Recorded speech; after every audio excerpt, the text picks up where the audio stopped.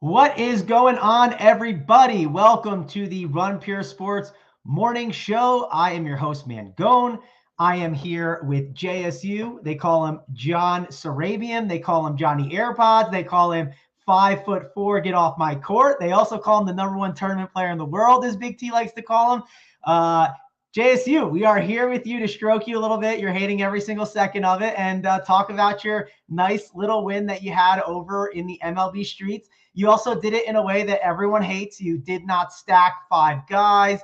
You won by, I'm looking now, it's like 18 fantasy points. I'm going to put it up on the screen here shortly after we kind of intro over to you. But how is your day? Are you excited to review some lineups? And are you excited to talk some NBA playoffs? Because we are finally here, and I can't wait to talk playoffs with you. Yeah, I'm pumped. I crammed in my food real quick. I had to get everything ready.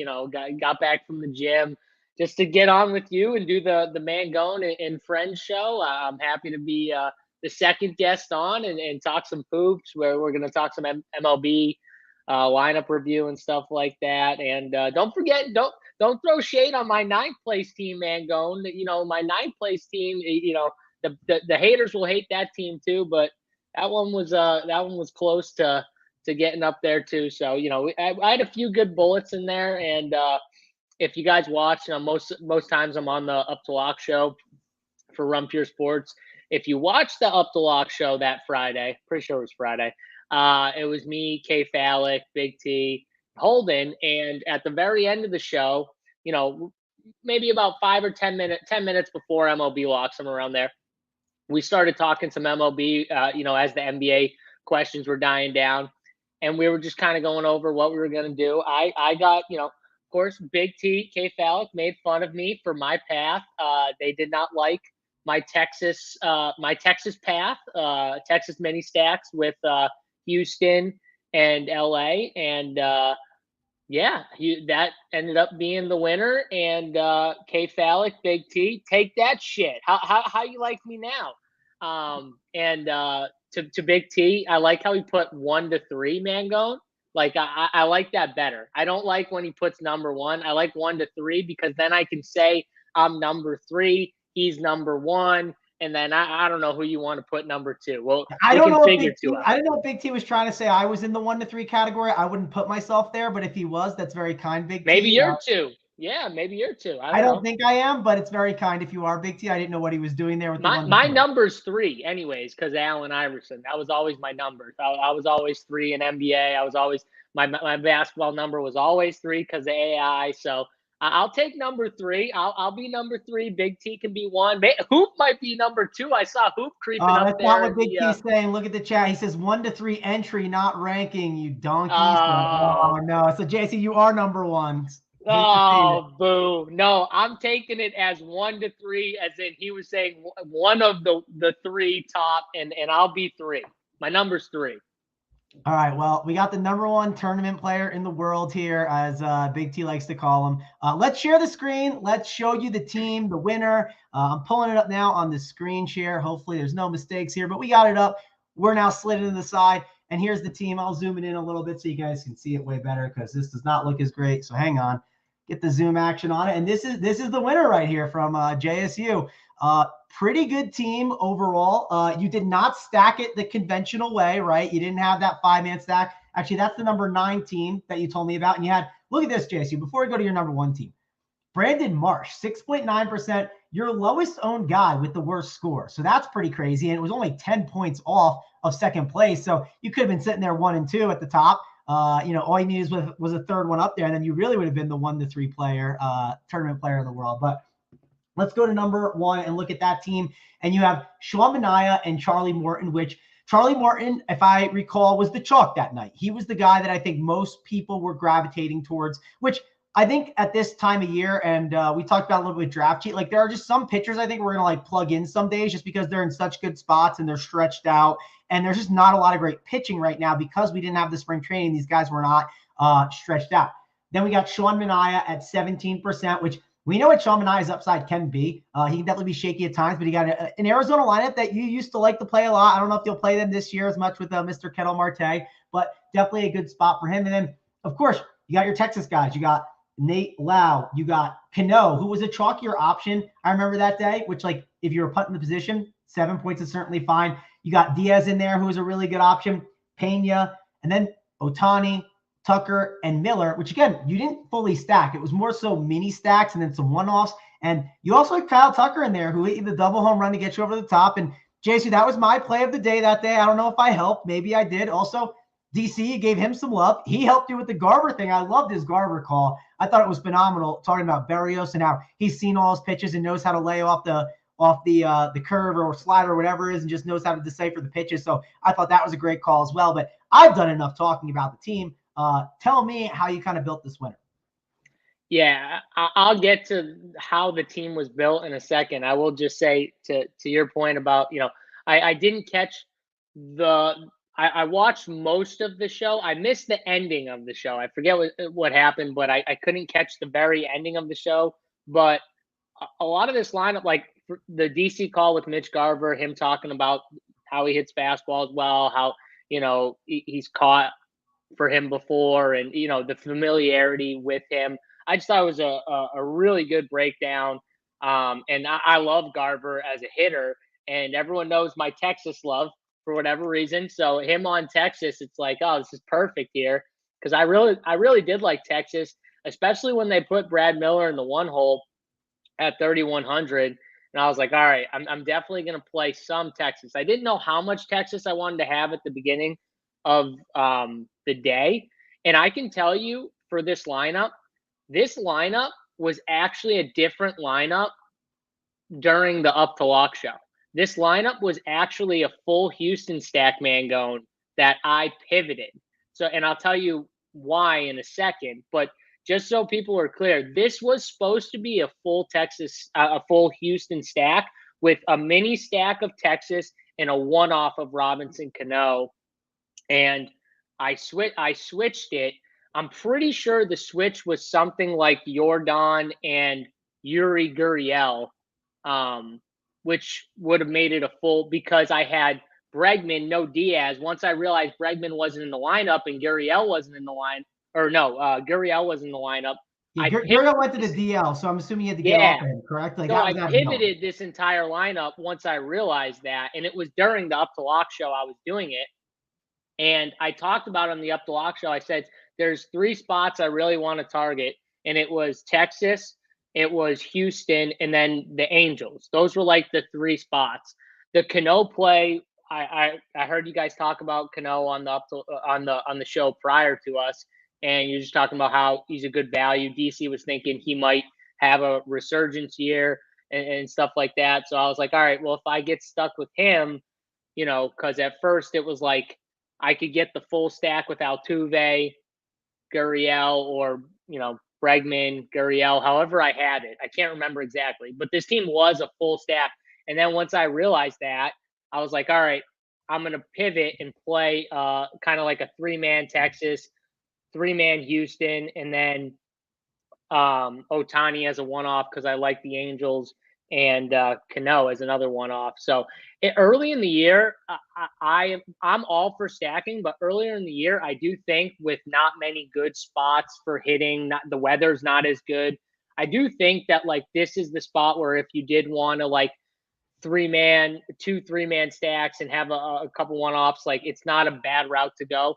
As it gets towards like a month into the season, I will start to like mainly just full stack 4 or 5-man, or do like 4 4s, 5 3s, or something like that. Because it's not that I don't like stacking.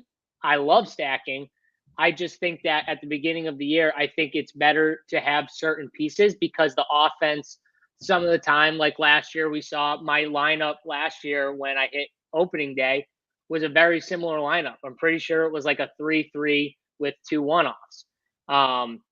It's just the way I build to start the year because I feel like, we're not seeing as much offense early and then it kind of picks up. This year's been interesting, though, with the strikeouts being down. That's something, I mean, because we're all talking about pitcher, but this lineup, though, I can tell you for certain, like, this was not the lineup 20 minutes before lock that it ended up being. And it was all because Gurriel was out and Diaz went into the lineup. And right when Diaz went in the lineup, I love that, like, that 5, 6, 7 range because they were so cheap. And then Kyle Tucker, someone that, our boy Stevie Boynton talks about all the time. Loves him, Kyle Tucker. And honestly, he kind of gets overlooked a little with Jordan, especially when he's priced above Jordan on some of these slates. So I knew he was going to be like a little lower owned than Jordan. He ended up kind of becoming the difference maker in the whole lineup, right, man? Going like when he hits the double dong, that second one being at the very end. So that was huge. And that just worked out. Yeah, I also don't think I know Tucker. He's a guy 11% owned. Like obviously, when he's lefty, it's actually a good spot for him technically. I don't even know if he hit it against the lefty. He may have hit it off the bullpen instead because it was later in the game. But that's why you get guys at lower ownership, right? Like in Big T, I'm looking at you because I always play Kyle Tucker against the lefty. And you make fun of me, so I'm looking at you, Big T. He was in JC's live against the lefty that day. So nice team here. Do you want to leave the ninth place team too to talk about that a little bit? I mean, it's got some similarities, but I think breaking that down is interesting to talk about too because it's got Garver in there, Ohtani, you got Marsh, you have a random Ozuna in there who I don't think you had on the other one, and then you had the Altuve who you love to play, and you had Bregman. So one thing I think I like about this kind of your exposure is if I remember that slate, it felt like it was pay down for Cano or pay up for Altuve. There were some other good second basemen you could pay for, but those were my two favorites where you kind of like got exposure to like two of the plays that I like the most at the position. What's some other things with this lineup that you remember when you were kind of building it out? I will say too, one other thing with like Kyle Tucker and some of these guys going lefty before we get into it. When you have such a good lineup like Houston, I don't worry about like good hitters. You know what I mean? Because when you have a good lineup, you have a good hitter, even if it's a lefty matchup, like that lineup can turn over, get that lefty out real quick with how right-handed heavy they are, Mangone, and they just kill people. So once they get into that bullpen, and you're right, Tucker's damage, I'm pretty sure was in the bullpen pretty much, but that's where the uniqueness comes into it, right? Pretty much no one wants to play him lefty on lefty, but the pitchers aren't going that long to start the year anyway. So I think you worry about that even less to start the year personally. Yeah. On the flip side too, JC, like last night when the Astros the other day, they beat them up and you get all those runs. It's really beneficial. On the flip side, you know what can happen? Like last night, I'm sitting there cheering on the Mariners and like they just can't get anything going. And they got the Twins' good bullpen arms going in there. And there's just nothing you can do. And that's where correlation can come into play and be a really big factor. And that's why we talk about stacking and how it's important. Again, I know you didn't fully stack, but I kind of agreed with one thing that you said that I thought was a really good point that I kind of forgot about. Early in the year when it's like cold everywhere, like going home run chasing is not the worst idea, or like grabbing a guy at a position that you just think's like, hey, this is just the best point per dollar guy, like a Cano, to be able to get some of the other bats and not focusing as much on the 5-man. I'm not saying I definitely don't want a 5-man stack because for the most part I'm going to, but sometimes on these like shorter slates that we've had, I think you can get away with it. And that was like a 5-game slate where I think the mini stacks can work at this time. But man, look at my teams though.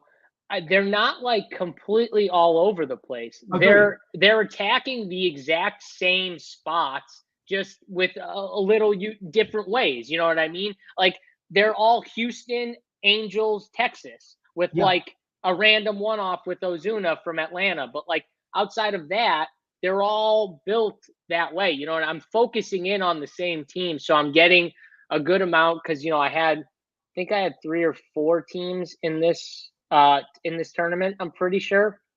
And I had 3 teams. So I had 3 teams. And if you look at the 3 teams, a couple more Braves. Yeah, exactly. But again, focusing in on for the most part the teams that I wanted to kind of go for, and that's how I build. And then as you get into the year, I think fully stacking and focusing more on that becomes more and more prevalent as you get into like I would say like a month into the season, maybe like a couple weeks in. But the beginning of the season, I definitely think this is the way to go, especially if you're building 3 teams and you can say like I'm going to focus on 2 or 3 spots, but I'm literally not. I'm going to just kind of tweak 1 or 2 things here, 1 or 2 things there, and build. I also love my Manaea, Merrill Kelly pitching build. I like playing the pitchers from the same spots here. Yep. A lot of people don't like doing it.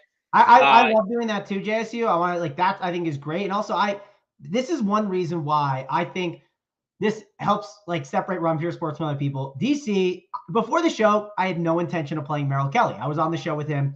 We talked about Merrill Kelly, and he talked about how he stretched out and he's looked a lot better in spring. And I made him my pitching play of the day too. And I was like, DC, like this is you helped me get here though. It's not like me just like sitting there and knowing it, but DC talking about the pitching and breaking that all down. That's the kind of stuff you get over here at Run Pure Sports. And that's why you got to check out the MLB Swing for the Fences show at 4:45. There's just it was just so helpful. So that helped me that day. And that's why I didn't cash where you did, but I had a nice little day, so I can't complain there. Guys, before we keep going with JSU here, hit that like, subscribe to the channel. It helps us out a ton. We really, really appreciate it. JSU, keep going though. Talk about how you like stacking those pitchers together. Yeah, the pitcher stacks I think are very good. Especially, again, we're talking about, hey, listen, not many pitchers are going deep. I think on this slate, Scherzer was in play. I'm pretty sure, Mangone. I think he was one of like the high-end pitchers that – and I didn't play any Scherzer. I'm pretty sure none of him. And I don't know, like just paying – I didn't want to pay that type of like 10K. I don't know if I'll pay for like a 10K pitcher until we get like a few weeks in when they're fully stretched out. You know what I mean? Where we can get 7 innings of dominance from these stud pitchers. Because I don't think depends on the slate, right? It depends like well, yeah, that's true. Yeah. There were good pitching options on this slate, and if you watch the Swing for the Fences show, you would have got on guys like Merrill Kelly, right? For a cheaper guy. Even John Gray, who like I thought he was a decent play at 5'4". He was. You went on mute, JSU. I can't hear you right now. And I just had the robot voice, and now you're muted again. Try again. Oh, it switched off my AirPods. Can you hear me? Yep, your Johnny AirPods is back. We hear you good. All right, that's my bad. Sorry. So, yeah, I was talking about John Gray. I don't know how far I got, but even he was a cheap guy on this slate. So, yeah, no, we talked about that with DC on the show too. He's DC was more higher on his being in a new ballpark, right? Not being in Coors, and but he got hurt. So what can you do? I mean, he ended up being on the IL, but that's what happens. Anything else you want to break down here? You want to like dive in and start talking about some of this NBA playoff stuff? Yeah, I'm good. We can talk some NBA. All right, I'm gonna stop the screen share and then let's dive in, and then we're gonna talk about the NBA playoffs. You know what I'll do? I'll pull up some betting lines as well. That way we can talk about the different series. I'm excited to talk about playoffs. Before we do that though, we can talk about the playing games, right? Of who's gonna win tonight. We had a couple games. We won't talk too much DFS. Maybe we'll come across it, but we want to talk about who's gonna win each game tonight and maybe break it down a little bit. And JSU. Before we do that, tell the people about the Up the Lock show tonight, because we're not going to talk about like, the DFS breakdown, but you are going to be doing the Up the Lock show. So tell the people a little bit about that and why they should sign up at Run Pure Sports to tune into that. Yeah, me, Big T, we're going to be on Up to Lock. We'll talk hoops. We're definitely going to talk hoops for at least the first like week or two of the playoffs, where we get like that full first round, maybe into that second round. And we'll throw in some MLB too, because me and Big T are definitely going to play MLB. So we'll be able to answer questions if you have questions on baseball or NBA. But we're definitely going to talk these 2-game slates in depth strategy wise, because 2-game shorter slates are definitely more. That's more Big T's wheelhouse right there. So I'm gonna. You're definitely going to want to tune in to hear what he's got to say. We're going to break everything down, player pools, all that type of stuff, core plays, and we're just going to break down both these games and pick some winners as we normally do. And then, like I said, we'll still talk a little MLB, I'm sure, just because it's a shorter NBA slate. But we're going to be doing that all throughout the playoffs. Once it gets into like the 1-game slates mainly, we'll have showdown videos, and that's when we'll kind of transition from MLB to doing more MLB focused Up to Lock shows where there's no NBA talk really. And we'll have a video earlier in the day recorded for NBA specifically for people to watch for premium subscribers. So enjoy DC on the free show for the next couple weeks, because after a couple weeks, you're gonna be signing up if you want to get the DC winners. So enjoy those for now, but they'll be gone soon enough. So make sure you subscribe over at Run Pure Sports if you want MLB winners, NBA winners. We're gonna go through the entire playoffs. We're gonna give content for NBA. So it's not done with the regular season over. The playoffs were very profitable last year. We crushed them last year, and we're gonna crush them again this year. Yeah, and we got some fun comments in the chat. Beanair says Clips win it all if they have a healthy Kawhi, and then the Nets make the finals with a healthy Simmons. I don't want to poke the bear at JSU too much. And then Joe jumps in and says Bulls make the finals if they had Jordan. Like, yeah, of course. Like we're saying ridiculous things. Like it's like, oh, the Nuggets, yeah, they would be a contender if they have Jamal Murray. Like, no kidding. This is what happens this time of year, JC. We always say these teams, oh, if this guy's healthy, they'll be fine. Well, they're not healthy. I mean, and now we're going to see what teams are for real and what teams are not, right? I mean, we're going to see how this Nets team is. But before we dive in, JC, and we're going to talk about these Nets and Clippers, I got to get your Simmons thoughts. Like, because they say there's a chance he returns, and this is a good segue into the Nets and the Cavs.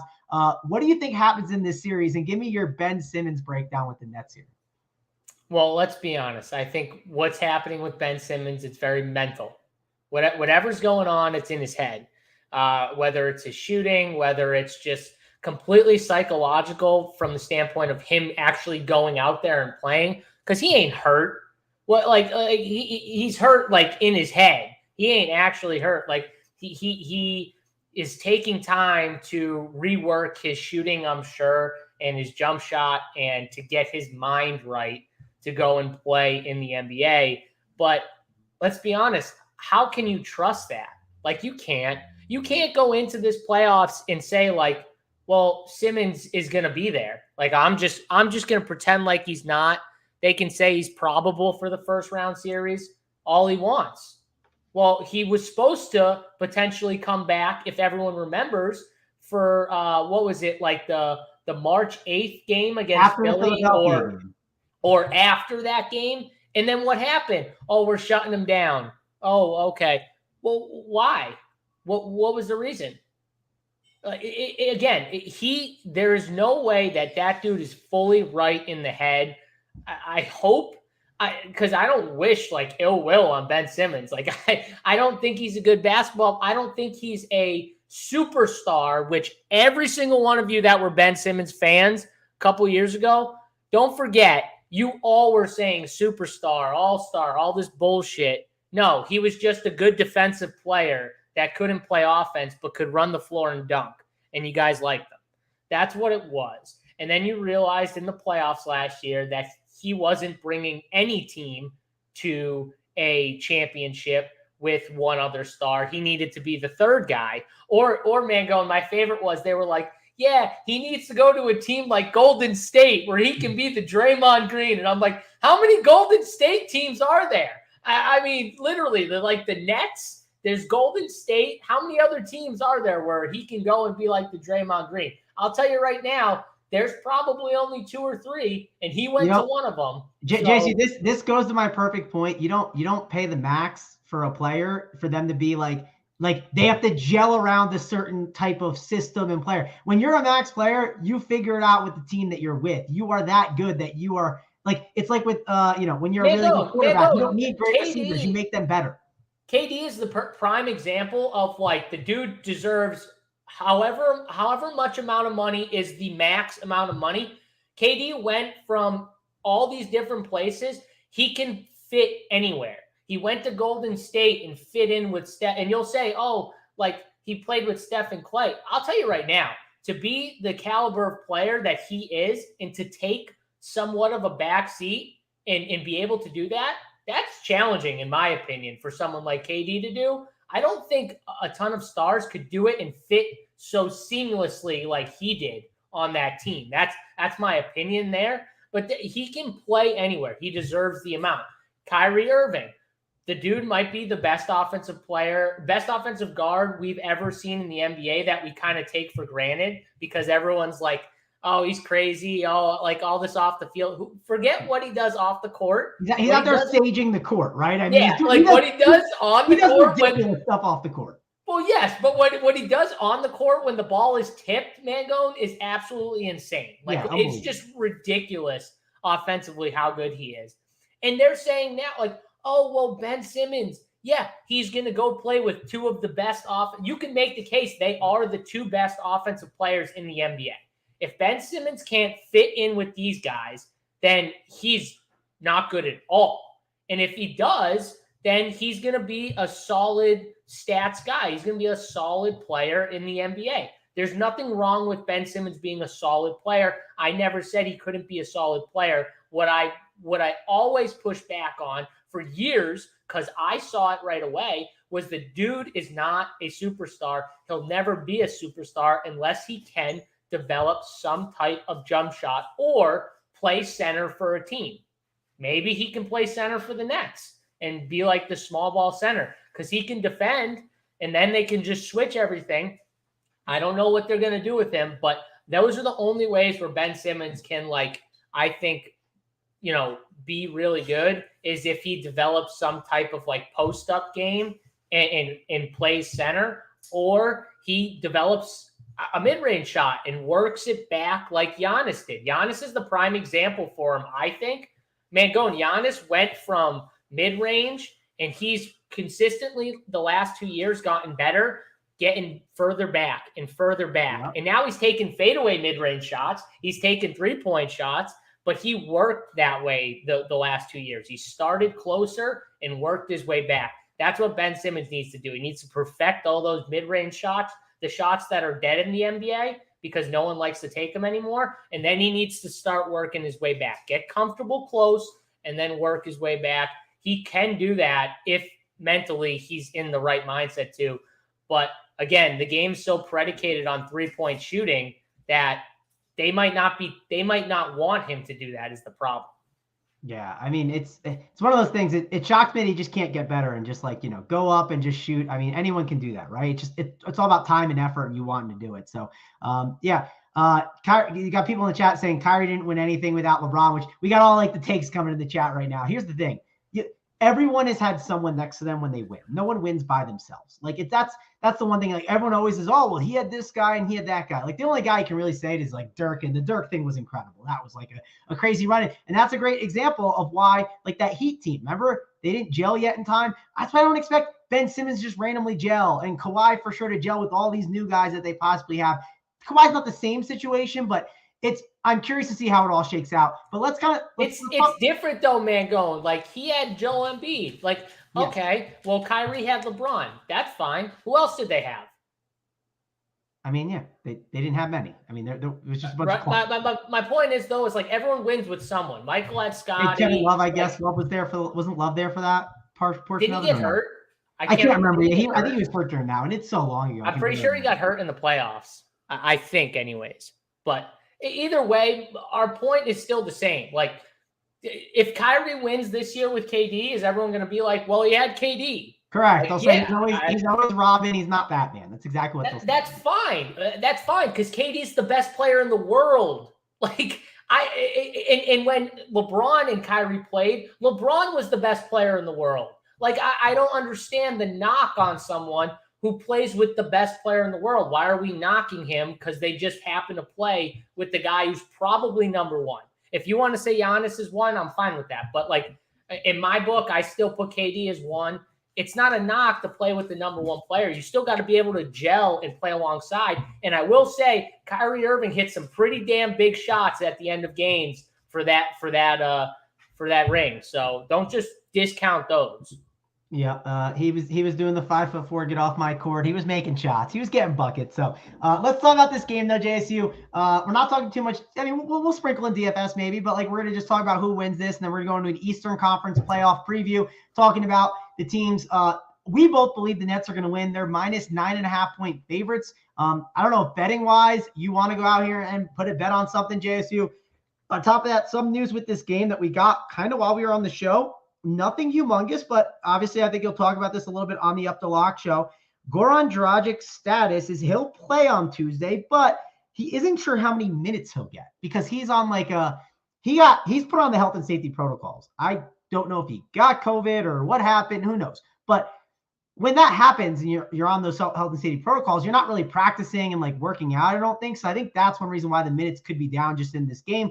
But talk about this one. I think the Nets win this with ease without Jared Allen being there. It's just going to be, I think it's going to be a cakewalk for them. Sadly, the Cavs, they were a fun story, but I think this is the time where the door kind of gets shut on their postseason run. They come back next year and they have like, a pretty nice run next year and they're going to be competitive. What's your thoughts here on this game?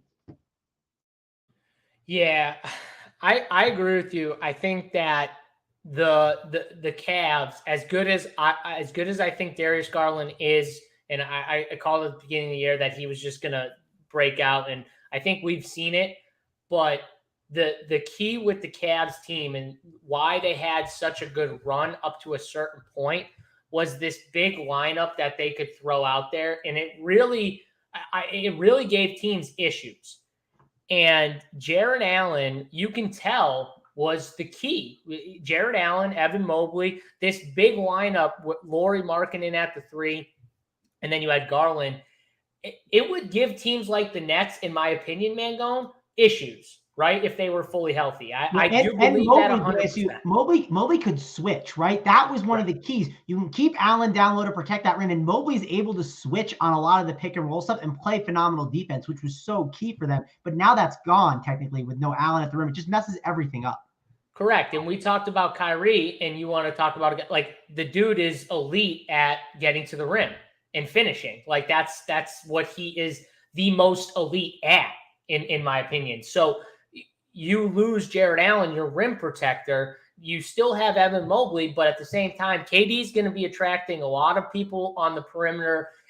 This is a tougher matchup now for Cleveland. I do think Brooklyn wins. I think Brooklyn, puts it on them personally. But at 9.5, what is it? 9.5, Mangone? Like, I don't know. Are you running to the window to bet the Nets at 9.5? Not running to, but like you could throw it in parlays if you want, right? Like if you want to put the money line in there, like I wouldn't hate it because I don't see them losing this game. It's just like stars rise in these spots, and like those guys are just stars. I just can't bet. I think I would have to parlay it with one or two things because I couldn't bet like the money line as is, right? You just can't. Yeah, that's what I mean. You have to parlay it with something else. But it would be a good parlay if you had a couple other pieces, or games later to that night or the next day that you really liked, you know what I mean? And you wanted to parlay it with something, definitely could do.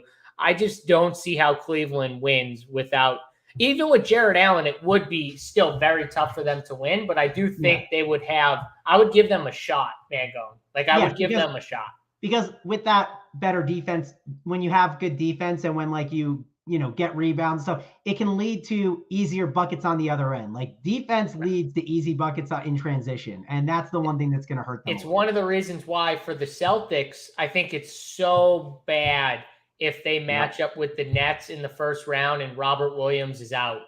Yeah. You know what I mean? Because the Celtics have the team to give a team like the Nets problems where they have a bunch of like guys who can switch. And then they have Robert Williams, a center, who is elite at rim protecting. And you could see it in the games that Robert Williams played against the Nets. Go look at those games. Robert Williams was a very big impact on those games. If you watch those games, the dude was massive all over.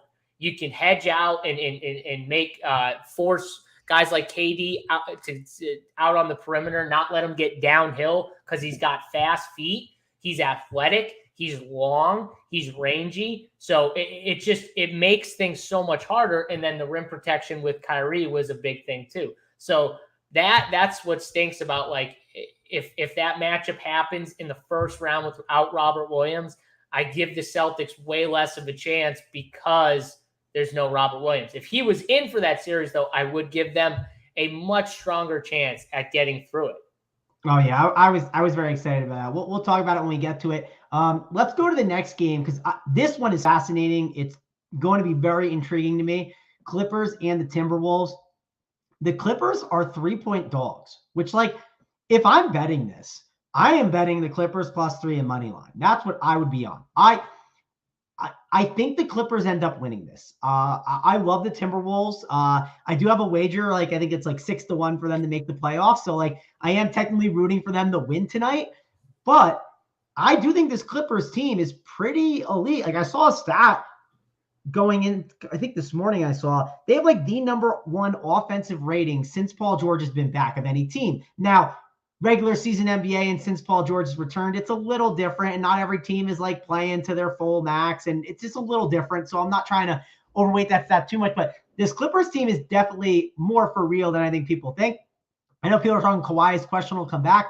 We'll see. I won't believe it until I see it. I'm just not even entertaining it. If you want to, place a futures bet on them because of that, certainly don't think that's a bad idea.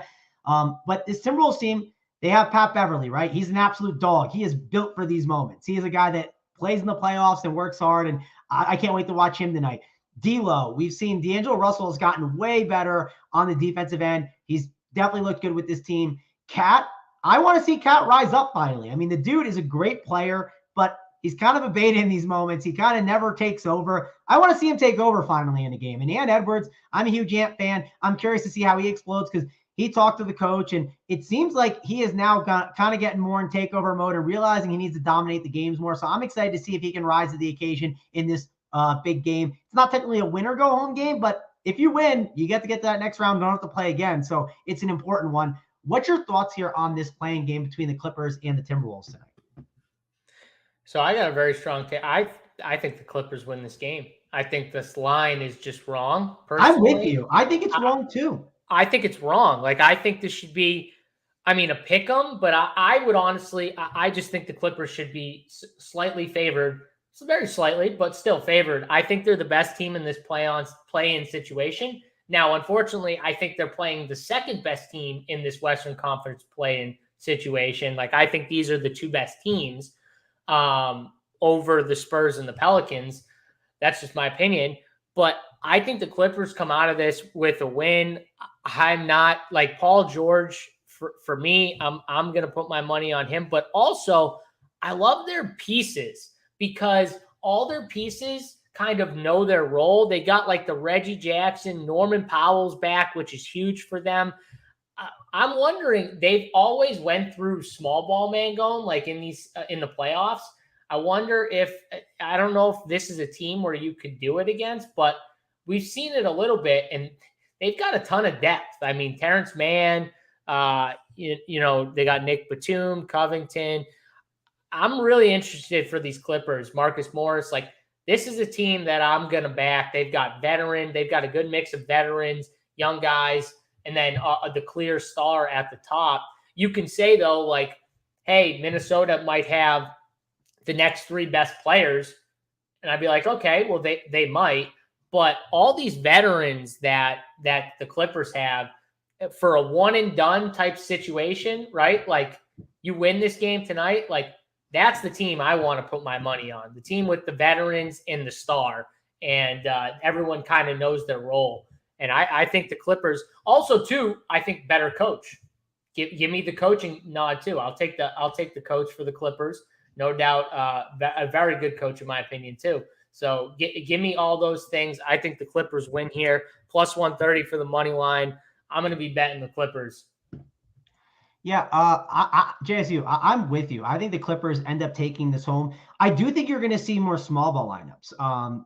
So Zubac, I don't think they're going to be able to do that because you're just going to put him in that pick and roll and the pick and pop. And he's just going to get eaten up, right? So I think what you're going to see is you're going to see Batum and Morris a lot more at the 5 at times. And they've given Cat some troubles with that. So I do think you're going to see that kind of lineup. And Cat's just going to be able to have to shoot over them on that pick and pop and be able to make the shots or actually be dominant down low. Like, Embiid kind of got some crap for this early in his career. Like, dude, you are bigger than them. Body them up and go down low and show them that you're the guy. Like, it's just, I think that's what's going to happen. And Paul George obviously going to be really efficient and crush. I'm excited to watch it. Quick DFS thing. Like, I think Paul George is like the best spend up on this slate when it comes like point per dollar. Like, I'd rather him over the KDs, Garlands, Kyrie, Cat, all those other ones. I think he's probably one of the best ones. Michael says in the chat, Covington can play small ball 5 too. I agree. The one thing I will say that's going to be interesting is how do the Clippers integrate all these new pieces, right? A Covington, a Powell who's off that minutes limit, and how many minutes will he actually play tonight, right? I think there's a lot of interesting factors that go into the Clippers. And one reason why I struggle with the betting of them to win the titles, he's got a lot of different moving parts and stuff that just haven't played together. And those are little things that I think can go a long way. And little things that I think might get the Suns over the top this year finally. We'll see. Obviously, the Bucks are still a team that stayed together for a while. I think we might see that rematch again this year. I'm not for sure. I'll probably make my final picks preview when I get to the Western Conference and do that on Friday with Big T.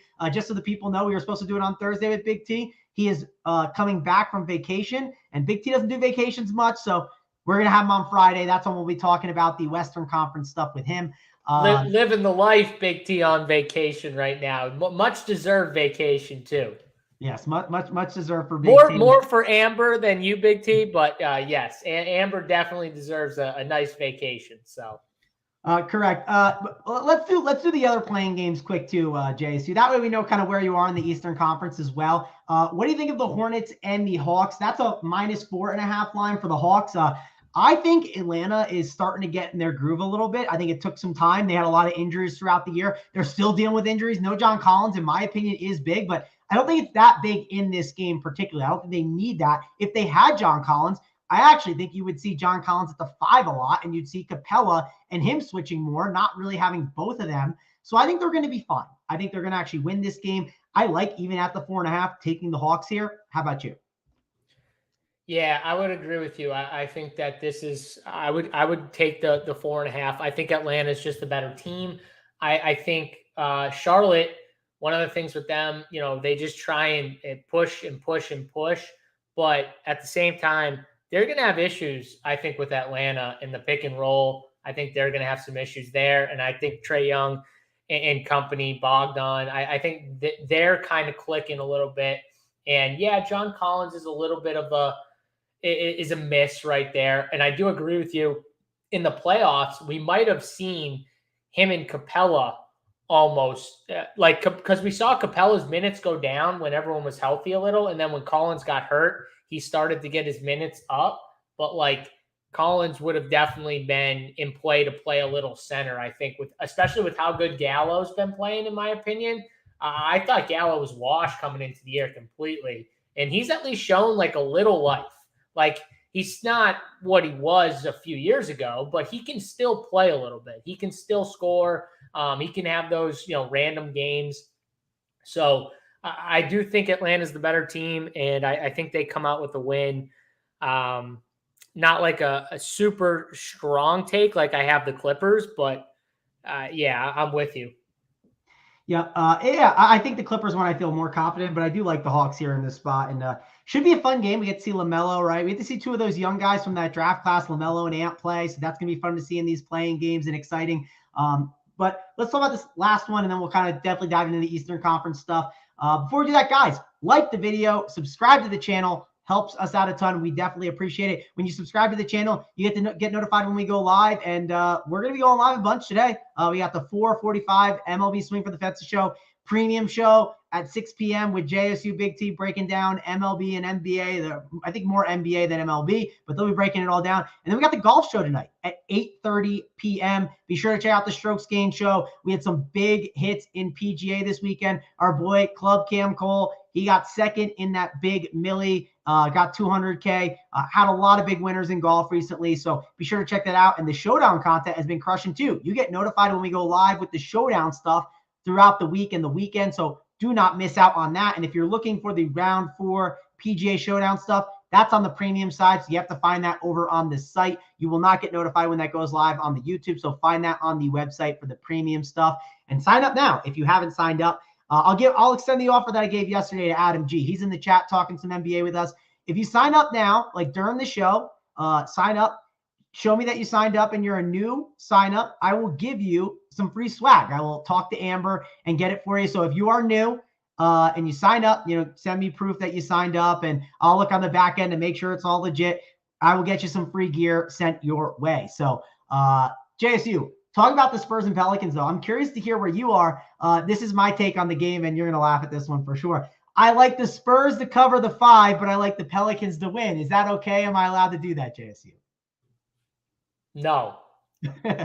No, you cannot. Pick a winner, Mangone. I want to hear it. You got the Spurs or the Pels? Yeah, I got the Spurs +5, and I got the Pelicans money line. Let's say that. That's my lead, JSU. I just think that number's too far, and I do think when that game is getting closed out, right? They're closing the game out.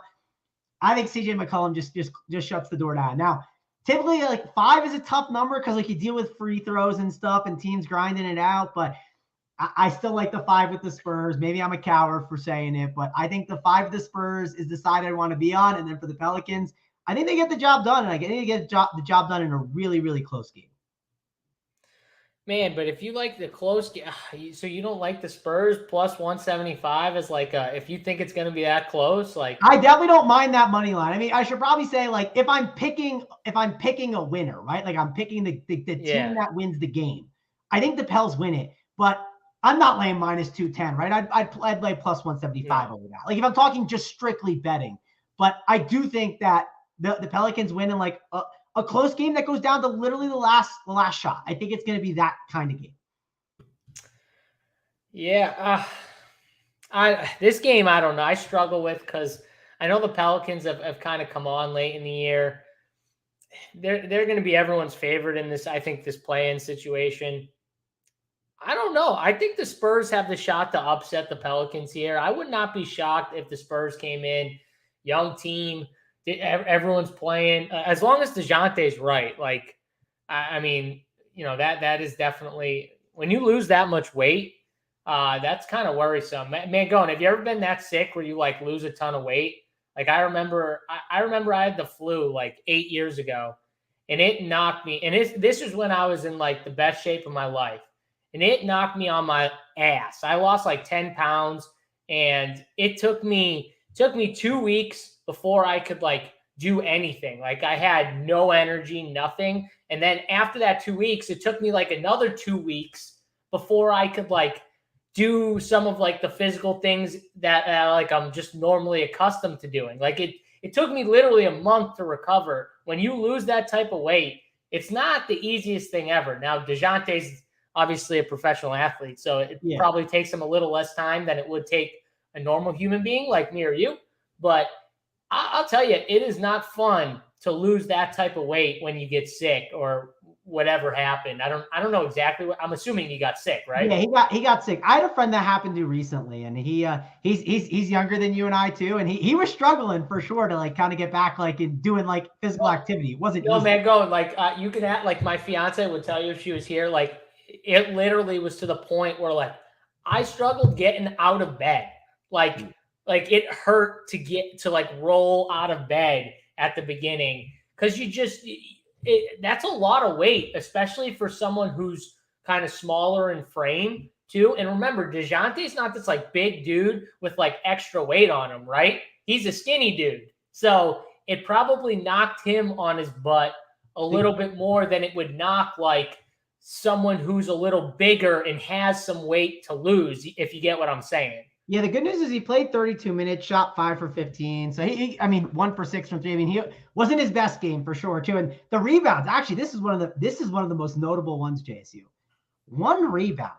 DeJounte Murray does not get 1 rebound. So the effort may have been a little like, and I think rebound's definitely an effort stat. I think sometimes people realize that. So it's an effort stat. It's also a little bit of a hang by the rim stat. You know, like that Luka is known for this, where he kind of sits at the weak side and waits when he knows there's a shot that's happening on the opposite side. He'll go down to the weak side and kind of sit there and wait for that rebound, because a lot of times if it misses, it comes the opposite way. So, you know, it's a little bit of an effort stat, but it's also a little bit of like you actually like looking to just go and do it. I will say though, it is alarming when he gets 1 rebound. That's kind of odd. 32 minutes, and he played 32 minutes. Not like he didn't. 32 minutes is good though. The fact that he played 32 minutes, they must have been very cautious with him, in my opinion, getting him back. They must have been extremely cautious. So, you know what? I'm gonna lean on the fact that if he played 32 minutes last game, he's probably going to play 40 in this one, and I'll take the shot with the Spurs. I don't know what it is about the Pelicans. I don't know. I don't think they're that much better. And the fact that you tell me that you think it's a close game and you got the Spurs +5 makes me feel even more comfortable that you think this game is going to be very close. And I don't know, I can get +175 on a very close game where my team's got a chance to come out with the victory. Like, I'll take my shot. Betting wise, I agree. The value is there. I'm just telling you what I think happens, what I think the result is. I'll at least say that. But can we? Joey Work says, can we rename this show to RPS Mangone Show? I mean, I thought it was Mangone and Friends. Now it's the RPS Mangone Show. What's the name of it, Mangone? I don't know. I figured morning show is just like a perfect generic name, but like, what? I don't like. We want to go Mangone in the morning. We could just go Mangone in the morning. That's not bad. I don't like to force things. Like plays of the day. Like I like to just let it organically happen. And I get it. Yeah, man, go to the morning doesn't sound bad. I like things that roll off the tongue. So we'll get it right. And JSU, I did not make the graphic the way it was. Okay, I didn't request for you to look smaller than me. I just want to throw that out there. You know, it would have been funny if like yesterday you made DC like bigger than you by a little bit, and then today you made me like super small. Then it would have actually been really funny. The fact that you made DC small yesterday, I'm like, okay, he just does this for everyone. I wish he did it the opposite way. If you were the first one, it would have been great too. And I don't make the graphic. I want to say that I do not make the graphic, but yeah, it's funny and people love talking about it, so it's good times. Guys, if you could, again, like and subscribe to the video. It helps us out a ton. We have so much content going on right now. I mean, it's insane. There's so many sports, MLB, NBA playoffs, MMA, NASCAR. Joey Work on the bet side. He's in the chat. He is bringing the MLB winners on the bets. So you got to be checking out that on the Run Pure Bets YouTube channel. And I will be on that YouTube channel with Spread today, talking some NBA as well. Let's dive in, though, and let's talk about some of these games. And I know the one I want to start with, JSU. I want to start with Philadelphia and Toronto, because Philadelphia are only -185 I saw to win the series. Now, that may have moved by now. I could try and see if I can see, but that's what it opened at. I remember my friend telling me, and I said, why on earth is it that? I thought it was too far. It's -180 for the Sixers now. Now, Matisse Thybulle will not play in Game 3, and he will not play in Game 4 because of the shot. Maybe he comes back for Game 6 because it's like a 2-week difference. I'm not sure. But what is your thoughts here? Because James Harden won't get as many calls, right? Joel Embiid, though, I expect to do his thing, but I also expect the Raptors to throw the kitchen sink with all those big men on Embiid and see what they can do. I'm curious to hear where you're at on this series, because I just thought the line was maybe wrong, but I'm still kind of trying to think about this one. I'm not exactly sure, and wondering if the Raptors' recent elite play has you on them at +150. All right, so I'm really glad actually we started with this game, because if you asked me a week ago, I would have a different thought on this game. So in Spread, if you watch the shows with Spread on Thursday, so I was on with Spread and we were talking about this matchup in the playoffs, and Spread was on one side and I was on the Philly side, saying, like, you know, because normally in especially in like first round stuff, you want the teams with like the best players, like, and I'm talking about like the star player. You know what I mean? Yeah, so it's like, just simple. You take the star. I mean, it always works out. Yeah, even if you say like Toronto has the better full team, like they have better, you know, ancillary pieces around it. Who's the best player or the best two players? If you see one team with two of the best players and then everyone else, normally that team is the team I side with most of the time, especially in like the first round. I have actually flipped sides. I think Toronto wins this series. And now I see more of what Spread was talking about. But the other thing I have an issue with backing is the fact that James Harden looks lost. Like, I've watched James Harden for years now, and you watch him like the last week or two, he looks like a completely different guy. And maybe it's just been happening all year and I've kind of glossed over it. It's not even the fouls. It's not even him getting to the foul line or anything like that. It's like weird little things about him, like finishing through contact and like how he's going about making layups and stuff. Like, there's just little things where like it just looks like he's a step slower, you know, just not as he doesn't have as good a balance. Like when he's finishing, we struggle to accept when guys like leave their prime. he might have. Like, it might be it. It I might don't know be a for sure. I'm situation not where willing to Kyrie say was it. true, when Kyrie said he was washed. Like maybe he is getting to that point of being a little washed. But he's still a good player, Mangone. Agree. I'm not trying to say he's not good. We're talking about the elite of the elite players, where We're James nitpicking Harden the was. 0.01%, JSU. That's Correct. what we're doing. Yeah. And I'm saying to you right now, the old James Harden would have finished right-handed layups through some of these contacts that he was getting. He would have been a step ahead of defenders and not just right on their side as he's driving right to the rim, and not just getting and ones, but finishing through it. And now I just see a completely different guy. So now you put that together with all the length that Toronto has and can throw at you. And then you put together the fact that Joel Embiid's probably going to still do his thing. Is it going to be a little tougher when there's so much length? Probably a little bit tougher. But even then, I think James Harden would have to be effective in this series for them to beat a team like Toronto, when you have Toronto on the other side with not just length, but veterans, right? Guys that have been there. Fred VanVleet has been there. He's hit big shots. Like, that's a guy I don't mind putting my money on if I need a big shot that down the line in a series or something like that. Gary Trent is a very good basketball player, can play both sides, defense and offense.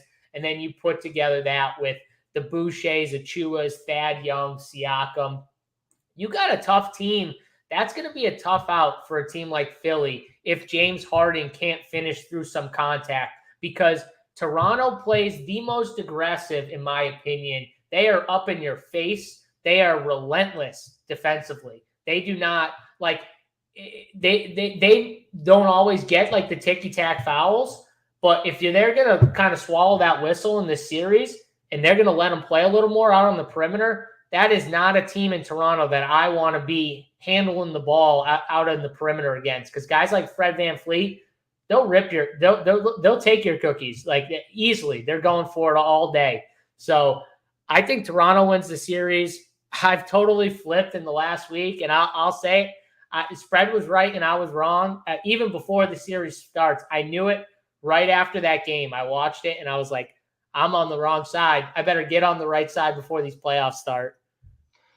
Yeah, I don't have a strong take yet on it. I'm definitely like thinking of going on to the Raptors side. I'm not there yet, but I agree with a lot of what you're saying. And I don't know if this matchup is great. And also, there's a big coaching difference, right? Like, give me Nick Nurse over Doc Rivers. Like, at this time of year, sometimes the coaching matters, JSU. Like, it can be a small difference, but it can matter. Like, if DeAndre Jordan is actually out there for playoff minutes in the second quarter, that could be a swing of like a -8 or -7 that goes a very long way in a game. So I'm definitely hesitant to like jump on the Sixers. And also, who's guarding Siakam? What? Who's guarding Siakam? In that game last week, when I was watching it, you could see like Thibault is the guy that would need to guard Siakam, in my opinion. If he can't play for some games, that's a big loss. Even if it only is for a couple games, it's still a big loss. I think it's game 3 and 4. And then the way I read the tweet, I think it's he got the second shot, and because he got the second one, he needs 2 weeks. I don't know when he got it, but they only ruled out game 3 and 4. And the reason why they only ruled out game 3 and 4, I think, is because maybe he's able to be back for game 6. And Josh says the Raptors are dead, but Josh, you have a Villanova logo, right? You were talking like Ben Simmons is a star, and you're saying the Raptors are dead. I know where the bias is, Josh. Oh God, Josh, say it ain't so. Ben Simmons a star? Well, yeah, I know he said star, but he was talking him up for sure. He was one of the Ben Simmons guys in the chat that was talking him nicely. But Josh, we're just messing with you. I don't think the Raptors are dead, and I'll admit, I thought instantly, I was like, man, that line just feels completely wrong on the Sixers. But I'm still thinking on it, and I think it's going to be interesting. I definitely am leaning more on maybe jumping on that Raptors side, but I want to talk it through more and think about it. And that line hasn't moved that much. It opened at -185. It went to -180, so I don't feel like I have to jump on anything. JSU, any final thoughts on this Sixers-Raptors series? You want to move on to the next one? No, yeah. I mean, I think that's plenty. Now let's move on to the one that's going to be quick, and it's the Bucks and the Bulls. Listen, the Bucks, they are going to crush them. You could have got minus 700, minus 800, like, and the line's now moved all the way to minus 1,000 on the series bet. If you want to throw this stuff in your parlays, I mean, the Bucks ain't losing. Like if you want to grab some extra juice here and there, perfectly fine. Not saying it's this isn't a hot take or anything, but I threw it in at minus 700 on a couple different parlays here and there.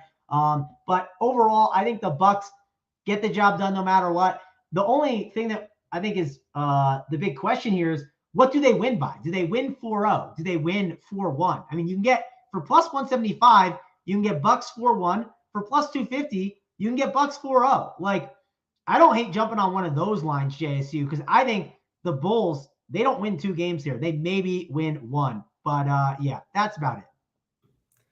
Yeah, I said it months ago. I think the Bulls are the biggest fraud in the East. I think that if you're the Bucks, this is the matchup you wanted. I really believe this. Like, out of any team that they could have gotten, I think this is the matchup. And I think they win 4-0. If you want to give them 1 game, you could, or whatever it is. I don't respect the Bulls at all. Yeah, I'm saying to Joey, by the way, I don't normally add minus 700s or insane ones in parlays, but for NBA playoff series, I've done it and been pretty profitable. So like, I'm just going to keep doing it until it like doesn't work out for me. Every round one, I've pretty much cleaned up. It's been pretty good overall. So that's why I throw it in there here and there. It just depends. But now it's like, it's kind of deeper than I want it to be. So, and it just depends when you kind of crank it out. But I didn't look at these numbers, and these 4-1s and 4-0s are really interesting. Like I really like the value on these. My lean, though, is I think I'm going to jump on the 4-0 Bucks one. That's the one. And price shop these too, right? You can get good different prices overall. So I do think that Bucks 4-0 at plus 250 is a really good one, because I think this Bulls team is really bad. I mean, if you look at the record against top teams in the East, I believe they're like, it could be even worse by now, but at one point it was like they were like 1-15 against like top teams in the East. So that was like a month ago or something. That stat came out, I think, right? I think now it's like 20-1 too. Like, it's even worse. Yeah. Like, they still absolutely suck against them. But I like the Bucks 4-0 one. Definitely a huge fan of that. So that I like jumping on that one. Curious to see what some of these other ones are. Obviously when you have these like 1-8 seeds, like the Suns, for instance, whoever the Suns end up playing, the best way to typically bet those is through that approach, right? Trying to figure out the 4-0 or the 4-1. But yeah, overall, I think this is going to be a clean, easy series. DFS wise, it'd always be fun to grab Giannis in these games. People might worry about blowouts, but he's just going to be raw points, and you kind of go from there. We'll have Jason. This is a good time to plug it. We're gonna have a Saturday, at least Saturday. I don't know about Sunday as well, but we're gonna be talking NBA playoffs for those big DFS lists, and we're gonna have some big 4 gamers. So tell the people a little bit about the schedule for the NBA playoffs for DFS here. Yeah, we're gonna definitely have a weekend show. Who knows? Maybe on Saturday we'll just cover both slates. I have no idea. Maybe we'll just cover both slates for the weekend. But we're gonna definitely have shows for these playoff slates. Like I said, going all the way through. So yeah, Saturday, 11 a.m. I think it's 11 a.m. I'm pretty sure. Me, Big T, and Mangone are gonna hop on and give some DFS winners for the big 4-game slate, which I'm pumped for. I can't wait for a 4-game slate. Meaningful basketball. All the games are meaningful basketball, and we got 4 of them. I can't wait. Yep, I can't wait. JSU, it's also Easter is on Sunday, and I'm not going home, so I'm probably just gonna be sitting on the couch and watching basketball all day. So I can't wait. I'm very much excited for that. So cannot wait. Let's talk about some of these next series, and it's hard to know who they're gonna play, but we'll kind of give our take on what we think is gonna happen. Obviously, if the Nets win, who do they get? They get the Celtics, right? So Celtics Nets is the series I think we are going to see. If we don't see that, man, Celtics Cavs will be intriguing. And I think the Celtics then take that, but I think the Nets get the job done against the Celtics. Sadly, I am a Celtics fan. I was very excited to see how they were playing great basketball, and Robert Williams looked awesome, and their defense was great. And I thought they were a team that felt a lot like last year's Suns team, where they were a lot healthier. They finally got healthy, and they were just making it charge, and they looked really good. And even towards the end of the year, they kept pounding away and playing their guys and not caring. And I think this Celtics team, if they had Robert Williams, could have at least made noise and even gotten to the Western Conference Finals and Eastern Conference Finals and had a chance to make the finals, and people would have been more surprised than I think they realized. So I'm upset that Robert Williams isn't there. I think the Nets get the job done and make it to the next round. What's your thoughts on that, JSU? Yeah, I'm upset that this is the series that we get in round one. I really wanted to see a fully healthy Celtics against a fully healthy Nets, maybe in round two or whenever. I didn't want both these teams to go, because you can make the argument that the Celtics, after the All-Star break, have been the best team or one of the best teams in the NBA. Like, you can make that argument, especially defensively. This team has been really good. They're gelling. I think they're kind of buying into the coach a little bit more. I think it took a little bit of the season to kind of fully buy in, and they're coming together at the right time. It's just it stinks that Robert's not going to be there for, I don't know. Someone said that he might return like a couple games in to the first series. So Robert if that's the case, I saw someone say like maybe game 5 or something like that. Really? I mean, I would love him to get back, but I mean, game 5, it won't for sure be too late, I don't think, but it could be hard to pull it off, especially like coming back from an injury and then like assuming you'll just like, come out and like win 2 or something, Now, I think the Celtics could win a game or 2? I do. I don't think the Nets like sweep the Celtics. Here's a tweet, JSU. Brad Stevens said on the 8th, he is making really good progress. Notice that he's walking around like he had nothing. Stress his team will ensure he's healthy and confident before throwing him back on the court. It's a huge part of our future success. So that is surprising to hear, that because it sounded like he was just going to be out for everything. And on the 10th, they said he already has started ramping up 2-a-day workouts. Yeah, I mean, we'll see. I mean, hopefully, I really hope that he can be back as soon as possible for it. Either way, though, I do think that the Nets in the end are the team that wins. I think we're going to see the 2 best players on the floor are going to be Kyrie and Durant, even though I think that Jason Tatum is just under those guys, and he's going in that direction where he could be getting to that point where he's almost at that level of Kyrie. He's got an MVP season coming in the next 2-3 years. I don't know. He might not for sure get it, but by MVP season, I mean, like, he'll be like 1 or 2, right? He'll be in the mix to win. This year, I don't think he was really in the mix. I know some people talked about he was not actually in the mix, but he will be a guy in the next 2-3 years that is in the mix towards the end of the year. You're like, Tatum is like, it's going to be close. It's neck and neck, like him and Luka or something on like it, or him and Ja, right? It'll be a mix of like him, and maybe he gets it, maybe he doesn't, but I'm in total agreement with you on Tatum. Yeah, for sure. But in the end, it's the Nets. The Nets are the team that's going to end up winning. This team, the Nets team, like, no one wants to. This is a team that, like, I'm telling you right now, they're going to start to heighten up the defensive level a little bit in the playoffs. You're going to start to see it a little bit more. And KD and Kyrie, we saw KD in the playoffs, how tough he was. I mean, if he's anything like that with Kyrie, Mangone, this is going to be a tough team for people to slow down. Yep. It's definitely gonna be a tough team to slow down. Curious to see how the Simmons integration works. If it works, it's gonna be awesome. And it's one of those things, though, sometimes it can be too little too late, right? That's why I thought getting him in there in March was very important, but we'll have to see. Listen, if he's in there and he can even just give them a good defensive presence, and then, anything offensively, it'll be fine. You know what I'm saying? Yeah. It's just, who knows? He's been away for so long. You don't know. Like I said, the mental side of it has to be his biggest fight. Yeah, I also can't wait to see, like, I think Drummond's going to get like extreme run in these playoffs. Like, I think he's going to get, like, you've seen him at like lesser run. Like, yeah, there's going to be some games where the Claxton come in more and take over and like play well. Yeah, but I think Drummond's going to get like series where both of them could play more. Like, I think when they play if they play the Bucks, I think Claxton could play more, just because I think Claxton has shown that you can put him on Giannis a little bit. Just he's done it a little. So I think there's certain series where guys might be a little more valuable.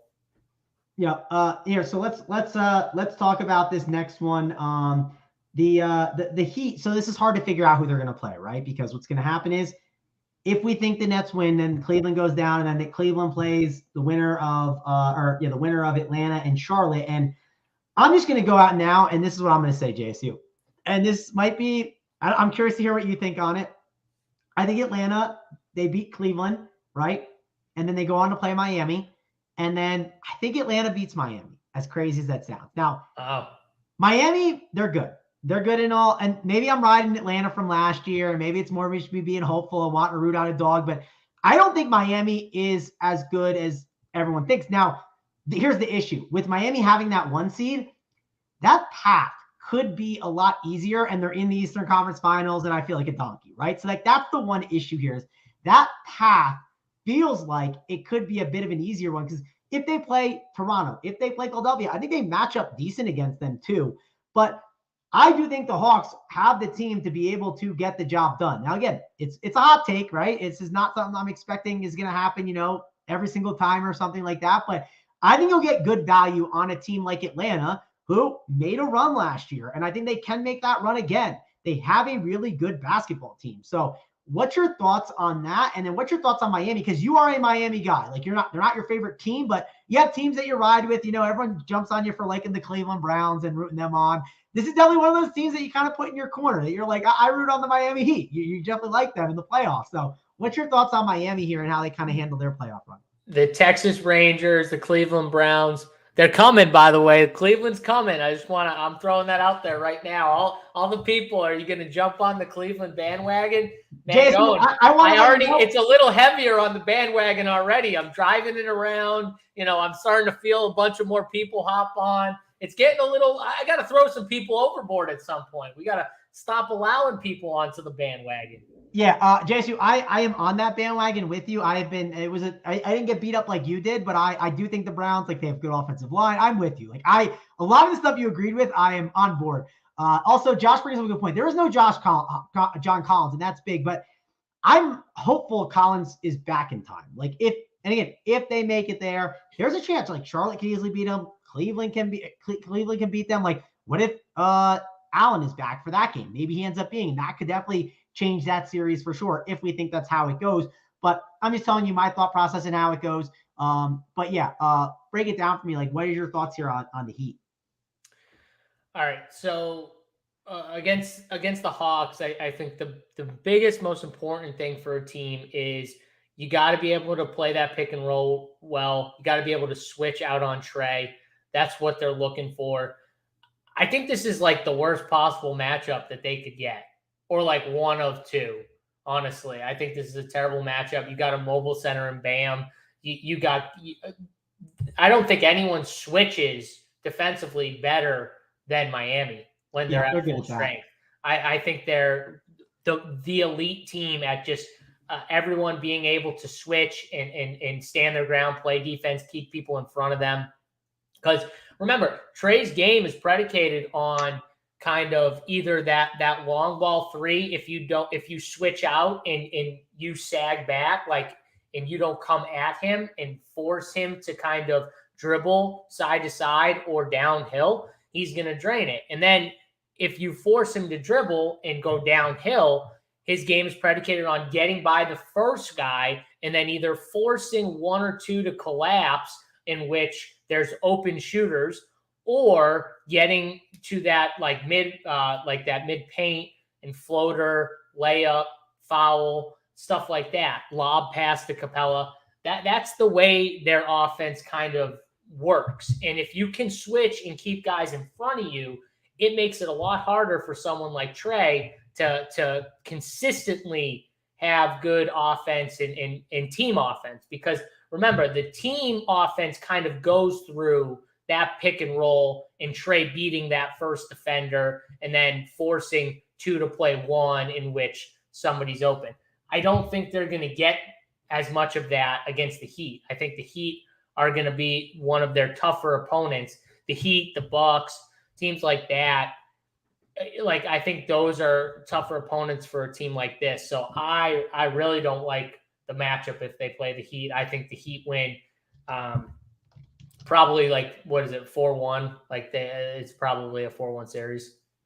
Yeah, we also got Luka Doncic we got the without a timetable return again. So oh man, that's gonna be interesting. That is not good for Dallas. For DFS though, I will say that's gonna be great for like Jalen Brunson and Spencer Dinwiddie. They're gonna be like tough not to play if Luka's out.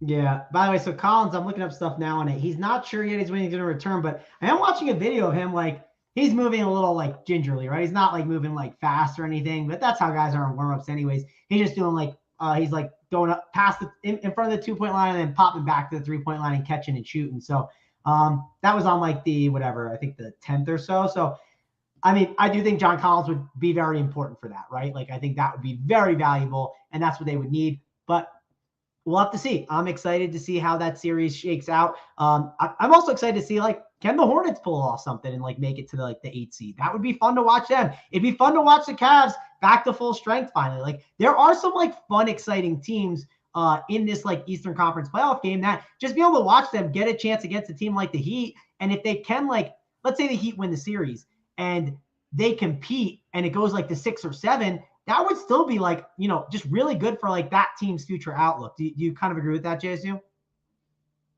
Oh, no doubt. Like for sure. Again, a team like Cleveland at full strength could give certain teams, even at the top, issues. Yep. You know what I mean? No doubt in my mind. To remember how they were doing to start the year. This was a team that came out of nowhere and started off the year kind of on fire. And people were like, what is going on? Like they just kind of came out of nowhere. But they have pieces. Karis LeVert's another guy who's been coming on. You got the Garland, and then you've got all this size if Jared Allen comes back. Yeah, they would for sure be a team that could at least give one of those one of the top teams even at least a decent series. You know what I mean? Where they make them battle for these games and stuff like that. And then Charlotte's like more of one of those teams. I don't know if they could give us like a really, really good series, but they're a fun team to watch, right? Like they could give us some fun moments for sure.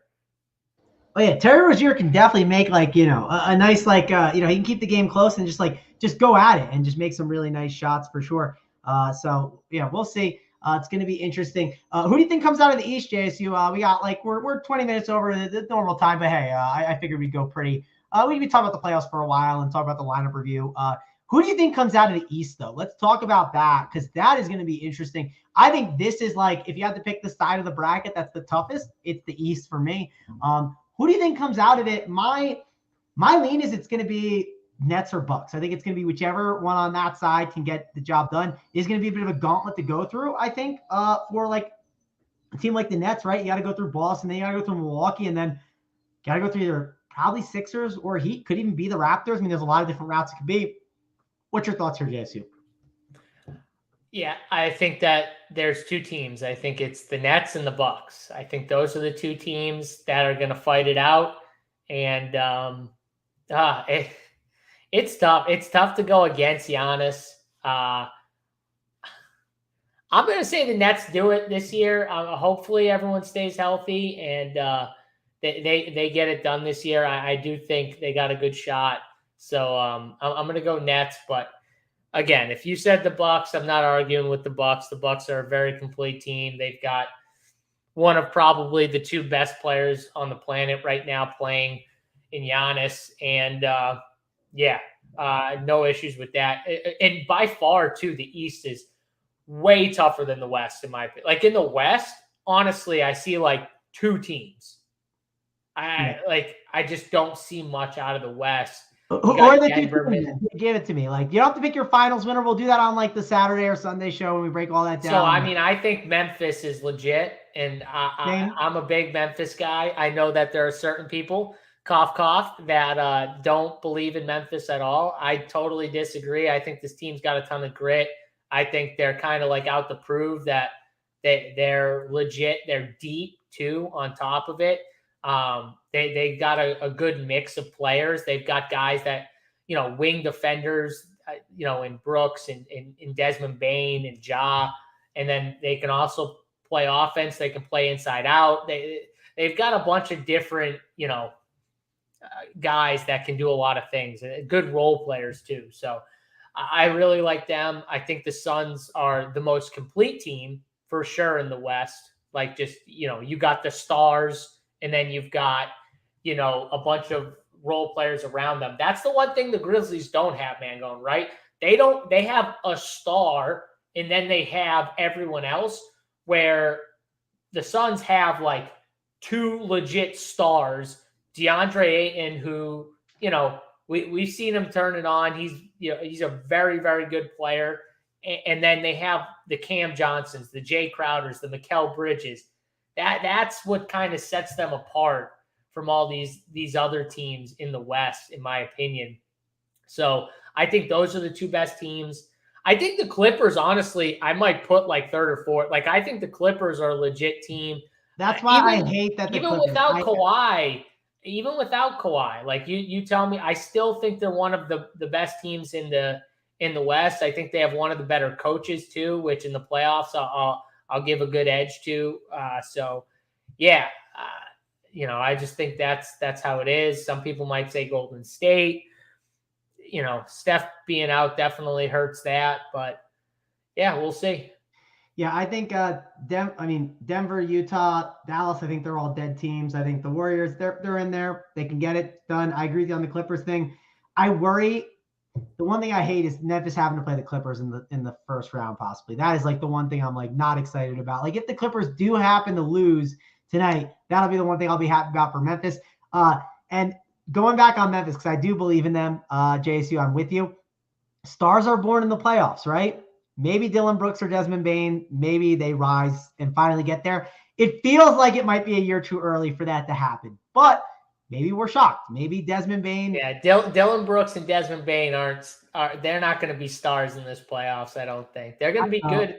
They're going to be good role play. They're going to be good players that can give you some good games and can play defense as well, which is big. You want guys that can play both sides of the ball, and that they're going to be that way. I just don't think they're going to be like. I don't think they're ever going to be like stars. You know what I mean? Where we're talking about like Chris Paul and Devin Booker. Yeah. I don't think we're going to be talking about like John Desmond Bane being like that type of combo. You know what I'm saying? I think Bane could be that combo. I know it feels like a stretch, but he's young, man. Like I think he's got time. When this feels like a bit of a stretch when DC said it, but I don't disagree, and I think he can get close to that. I think Bane could be like a Bradley Beal type, and that's obviously saying a lot because Beal's amazing, but I think he can get close to that level at some point in his career. Again, very young though, has a lot of time. We'll see. There's a chance he definitely doesn't.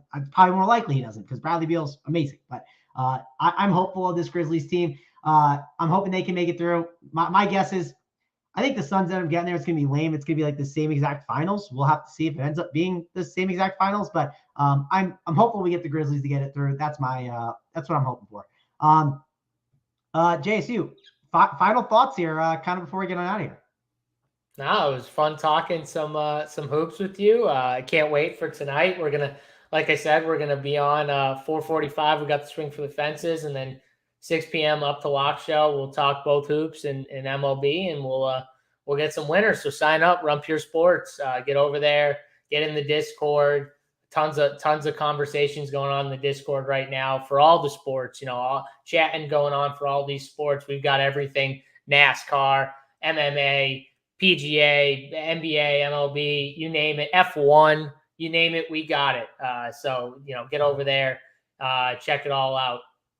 Yep, like and subscribe to the channel. Also, West Coast Gem, we cannot talk UEFA Champions League. We have no idea. I mean, I kind of thought it was soccer. Tell me that's not soccer. Please tell me that's not soccer. No one wants me talking soccer. Get Rubio on here. The guy walks around in like all these different soccer jerseys every day. I don't know what the heck to say about soccer. We're not doing that. Follow Jaime and K-Falic and Rubio in the soccer streets. Do not ever follow JSU in the soccer streets. Yeah, we are not going to be giving out soccer content. Maybe someone else will, like Jaime and all the other guys, not the two of us. But that is going to wrap it up. Thanks for joining the Run Pure Sports Morning Show. We'll be back tomorrow with DC, and we'll be talking MLB because we got a pretty big MLB slate. So we'll be breaking all that down. It'll be a good time. It'll be the same time, the same place, 11 a.m. But for me, Mangone and JSU, we will see you guys later.